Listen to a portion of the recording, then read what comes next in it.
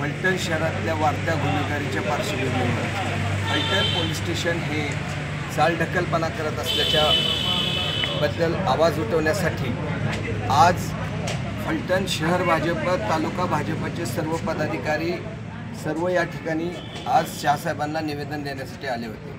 शहरामध्ये चक्रीचं प्रमाण वाढलेलं आहे, शहरामध्ये टपोरीगिरीचं प्रमाण वाढलेलं आहे, शहरामध्ये चोरीचं प्रमाण वाढलेलं आहे। काही ठिकाणी ब्राऊन शुगर सदृश्य पदार्थ विकले जात आहेत असं निदर्शनास येतं आहे। याची माहिती देऊनही फलटण पोलीस स्टेशन कारवाई करत नसल्याच्या बाबतीत आज शहर पोलीस स्टेशनचे पोलीस निरीक्षक शाहसाहेब यांना आम्ही सर्वजण भेटलो आहे। आमची एकच विनंती आमदार साहेबांना आणि दादांना आहे, जर शाहसाहेबांना झेपत नसेल तर त्यांना थोडी विश्रांती द्या, एक कर्तव्यदक्ष अधिकाऱ्यांना बोलवून घ्या आणि या शहराला पुन्हा एकदा शिस्त द्या।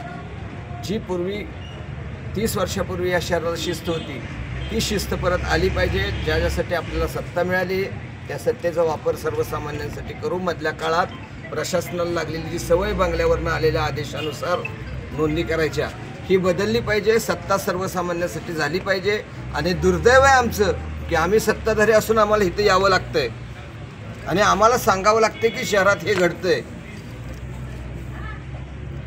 यासाठी पुन्हा एकदा आमची प्रशासनाला पोलीस यंत्रणेला विनंती आहे की आपण 2 नंबरवाले कुणीही असू ते त्यांना अजिबात सुट्टी देऊ नका, त्यांच्यावर कारवाई झालीच पाहिजे, ही प्रामुख्याने आज आमची मागणी आहे। 2 दिवसापूर्वी रामनवमीच्या मिरवणुकीच्या दिवशी उमाईक नाईक चौकामध्ये भांडणं झालेली होती।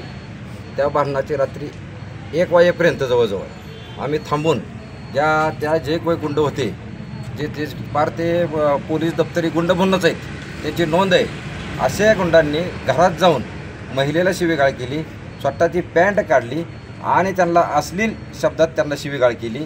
असं असतानासुद्धा 1 वाजेपर्यंत आम्ही थांबलेलं असतानासुद्धा त्या महिलेचा जबाब घेतला, फिर्याद घेतली आणि त्यानंतर 1 वाजल्यानंतर नंतर त्यांनी तो फिर्यादी बदलला गेला आणि एका मुलाची फिर्याद घेतली गेली आणि साधी कलम लावली गेली। या बाबतीत आम्ही पोलीस स्टेशनला आज शाहसाहेबांना जाब विचारण्यासाठी आलेलो होतो। त्यांना विचारलं तुम्ही असं काय केलं तुम्ही हे, आता त्यांनी त्या बाबतीत त्या महिलेचा जबाब पुन्हा घेत आहेत। त्या पद्धतीनं त्यांच्यावर कारवाई व्हावी आणि आता स्वतः शाहसाहेबांनी सांगितलं की त्या रात्री आम्ही आरोपींना हुडकायला गेलो होतो परंतु ते मला सापडून आले नाहीत, परंतु ते एका बंगल्यात होते असं त्यांना माहीत होतं। मग आम्ही त्या बंगल्यात जाऊ शकत नाही। पोलीस असं काय करू शकतात की ज्या कुठल्या बंगल्यात असा काय मोठा SP साहेबाचा बंगला होता का IG साहेबाचा बंगला होता की ज्या ठिकाणी पोलीस जाऊ शकत नव्हते? त्यांनी त्या बंगल्यात जायला पाहिजे होतं, त्यांनी त्यांना उचलून आणायला पाहिजे होतं, त्यांच्यावर कारवाई करायला पाहिजे होती। उलट काय झालं, ज्या बंगल्यात गेले त्याच बंगल्यातल्या माणसानं त्यांना दुसऱ्या दिवशी पोलीस स्टेशनला आणलं। पोलीस स्टेशनला आणल्यानंतर त्याच्याबरोबर आणून गाडीतून पोलीस स्टेशनला नेऊन हिथं स्पॉट जामीन करून गाडीतून घेऊन गेले। म्हणजे ही कुठला पद्धत पोलीस स्टेशनची?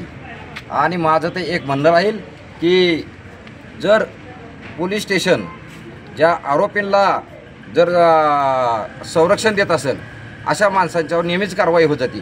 मोठमोठ्या केसमध्ये आता कारवाई झालेल्या आहेत, मोठ्या बीडच्या केसमध्ये झालेल्या आहेत, कोरटकरच्या केसमध्ये झालेल्या आहेत कारवाई, अशा केस झाल्यात। तर या केसमध्ये सुद्धा ज्यांच्या घरी होते किंवा ज्यांनी त्यांना सांभाळलं, ज्यांनी संरक्षण दिलं त्यांनासुद्धा सहआरोपी करण्यात यावं अशी माझी फलटण शहर पोलीस स्टेशनला आणि शाहसाहेबांना विनंती आहे। जर तसं झालं नाही तर आम्ही पुढे SP IG यांच्याकडे पुढं जाऊन या बाबतीत पाठपुरावा करणार आहोत।